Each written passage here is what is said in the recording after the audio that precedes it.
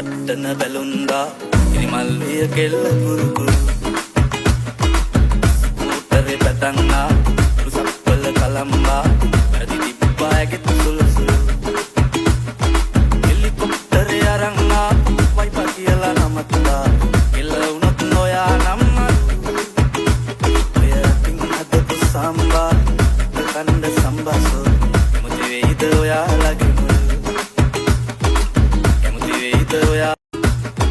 අතවත්වල butter ගාපු ඉරිවට්ටන බැලුන්දා ඉරිමල්ලිය කෙල්ල කුරුකුරු